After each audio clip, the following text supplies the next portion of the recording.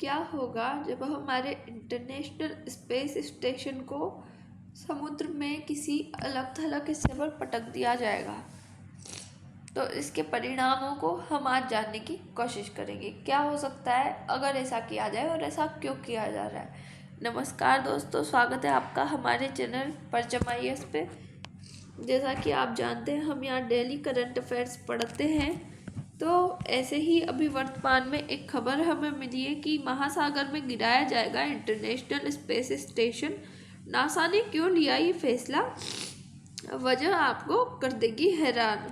तो इसी के साथ हम बात करते हैं, हमारी हेडलाइंस को जान लेते हैं कि हम बात किस पे करने वाले हैं। ये हमने न्यूज़ देख ली है, उसके बारे में हम डिटेल से देखते हैं। तो 24 घंटे में धरती के 16 चक्कर जो हमारा स्पेस स्टेशन है वो लगाता है। उसी के साथ 6 बेडरूम हाउस जितना इसका लिविंग स्पेस इसमें होता है।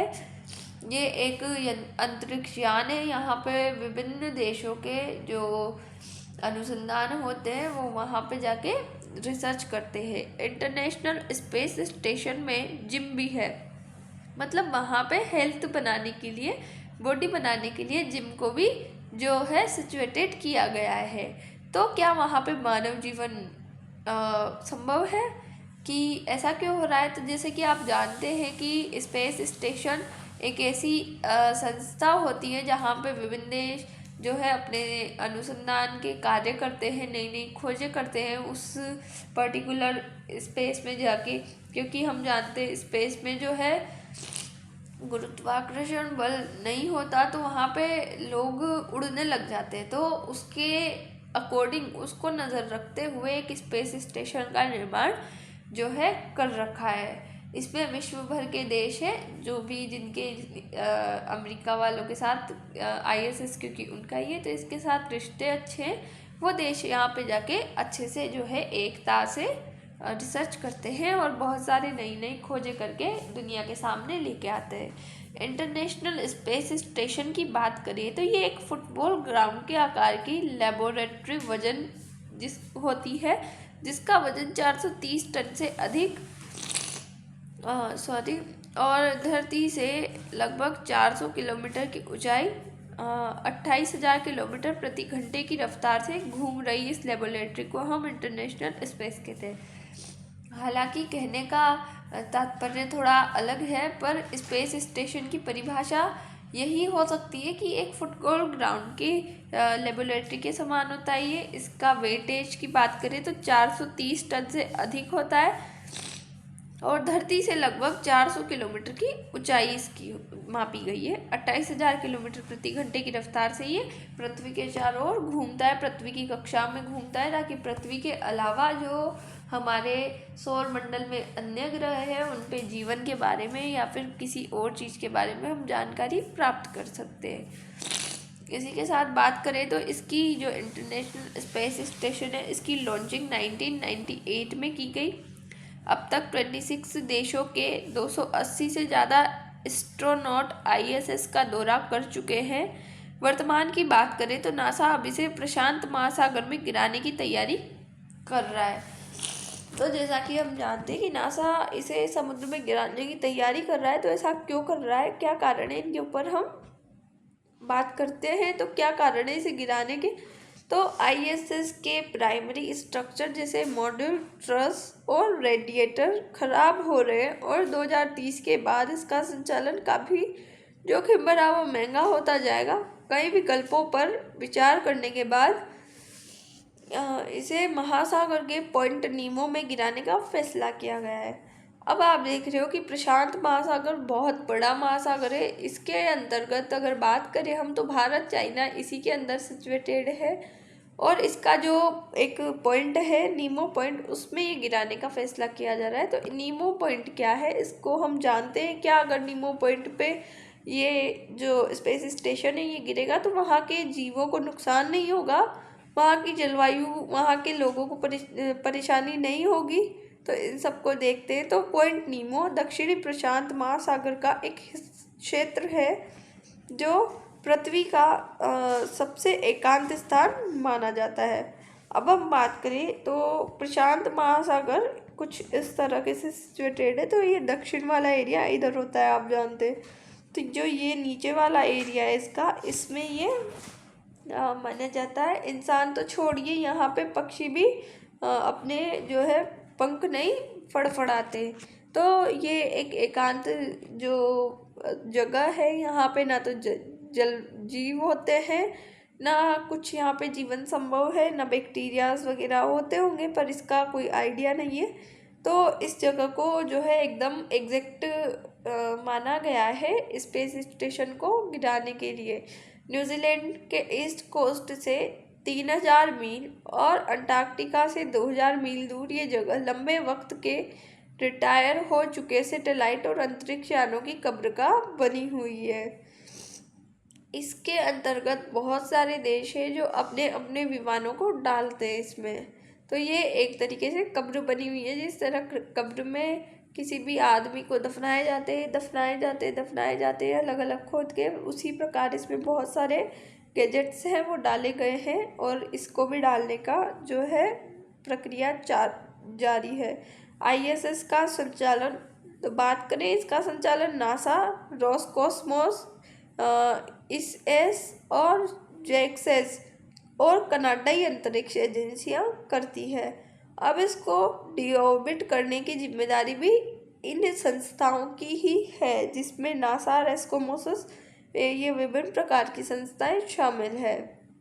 BBC की रिपोर्ट के अनुसार माने, क्योंकि ये बहुत मान्यता वाली जो न्यूज़पेपर का हम बोल सकते हैं, क्योंकि इसकी खबर जो होती है बहुत इम्पोर्टेंट होती है। तो उसी की तरह इसकी रिपोर्ट के अनुसार 150 अरब डॉलर की लागत वाले इस स्पेस स्टेशन को डिऑर्बिट करने के लिए स्पेस एक्स डिऑर्बिट व्हीकल बनाएगा। ये एक ऐसा विशेष अंतरिक्ष यान है जो ISS को नियंत्रित तरीके से पॉइंट नीमो तक ले जाएगा, और इसी के साथ ISS के 30 साल के इस शानदार सफ़र का अंत हो जाएगा। ISS की बात करें तो इसकी स्थापना हमने पहले जान ली है। तो इसको वर्तमान में अगर हम बोले इसकी जर्नी कितनी है, इसकी यात्रा कितनी है, तो 30 साल की इसकी बहुत ही महत्वपूर्ण यात्रा रही है, जिसमें इन्होंने बहुत सारे अपनी रिसर्च की है, जिसमें आकाश, सूर्य, ये सब भारत के द्वारा लॉन्च किए गए। और वर्तमान में अभी एक सैटेलाइट लॉन्च किया गया था जो नेटवर्क इशू से रिलेटेड था। I can't remember this, but क्या ISS को गिराना ही आखिरी विकल्प है? तो ऐसा नहीं है कि नासा ने ISS को गिराने के अलावा किसी अन्य विकल्प पर विचार नहीं किया होगा, क्योंकि नासा खुद नहीं चाहता होगा कि उसका जो ये ISS है इसको गिराना अच्छा होगा या नहीं, क्योंकि ये बहुत महत्वपूर्ण है। इसने बहुत सारी उपलब्धियां जो है विभिन्न देशों को प्राप्त करवाई है। तो ये फैसला कहीं ना कहीं बहुत गंभीर फैसला है।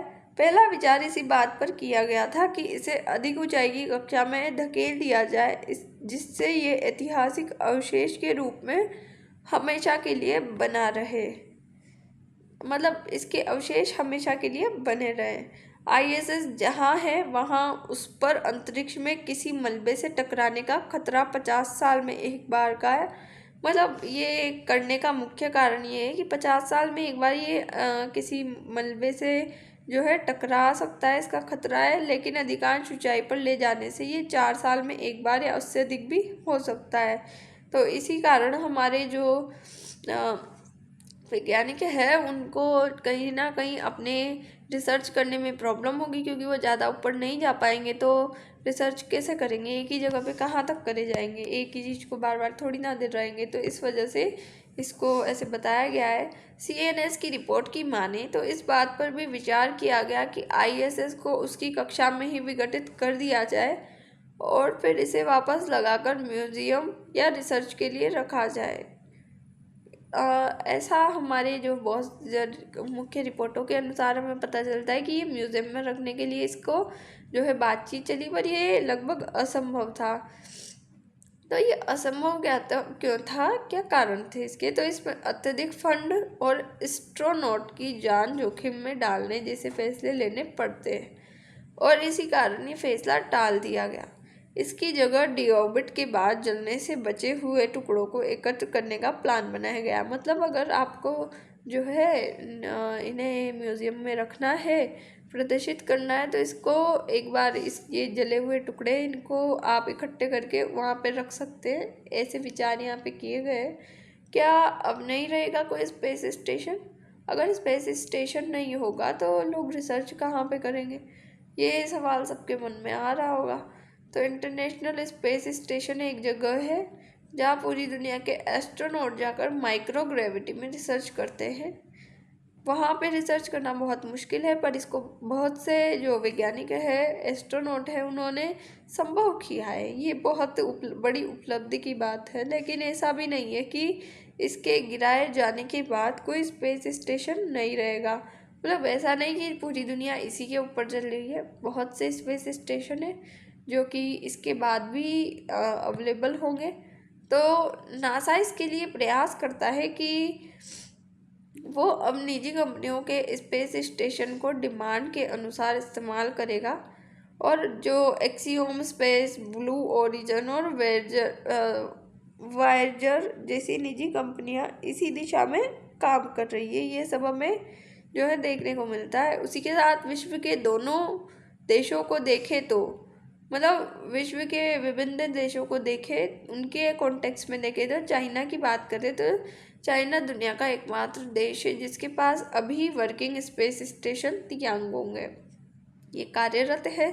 उसी के साथ रूस का टारगेट ही कि वो 2033 तक अपना स्पेस स्टेशन बनाने पर काम कर रहा है।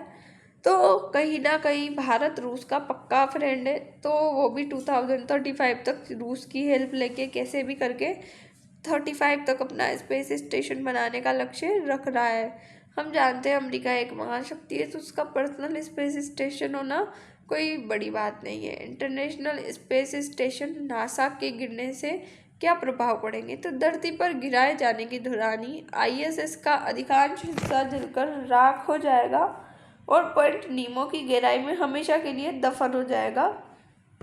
तो आज की चर्चा को हम यहीं विराम देते हैं। उम्मीद है आपको समझ आया होगा। Thank you so much. मिलते हैं नेक्स्ट वीडियो में। Thanks for watch.